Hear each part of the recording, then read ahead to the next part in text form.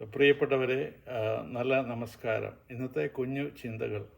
സദൃശവാക്യങ്ങൾ 1-ാം അധ്യായത്തിലെ 20 മുതൽ 33 വരെയുള്ള വാക്യങ്ങൾ. ജ്ഞാനം ഒരു വ്യക്തിയെപ്പോലെ തെരുവുകളിൽ നിന്ന് എല്ലാവരെയും വിളിച്ചുകൊണ്ടിരിക്കുന്നതായി നാം കാണുന്നു.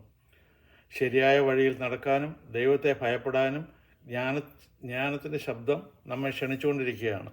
എന്നാൽ പലരും ആ വിളി അവഗണിക്കുന്നു. സ്വന്തം വഴികളിൽ മാത്രം ആശ്രയിച്ച് ജീവിക്കുമ്പോൾ അവർ പിന്നീട് കഷ്ടതകളും ദുഃഖങ്ങളും അനുഭവിക്കുന്നു. അതുകൊണ്ട് ജ്ഞാനത്തിൻ്റെ ഉപദേശങ്ങൾ കേൾക്കുകയും തിരുത്തലുകൾ സ്വീകരിക്കുകയും ചെയ്യണമെന്ന് ഈ ഭാഗം നമ്മെ ഓർമ്മിപ്പിക്കുന്നു. ഇന്നത്തെ സോഷ്യൽ മീഡിയയുടെയും വിവരപ്രവാഹത്തിൻ്റെയും കാലത്ത് ശരിയും തെറ്റും തിരിച്ചറിയാനുള്ള വിവേകം വളരെ അത്യാവശ്യമാണ്. ദൈവവചനത്തിൽ നിന്ന് ലഭിക്കുന്ന ജ്ഞാനം നമ്മുടെ തീരുമാനങ്ങളെ നയിക്കട്ടെ.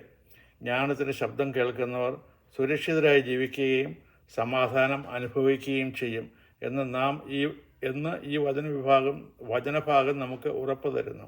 നമുക്ക് ജ്ഞാനത്തിൻ്റെ വിളിക്ക് ചെവി കൊടുത്ത് ദൈവഹിതപ്രകാരം ജീവിക്കാം. നന്ദി.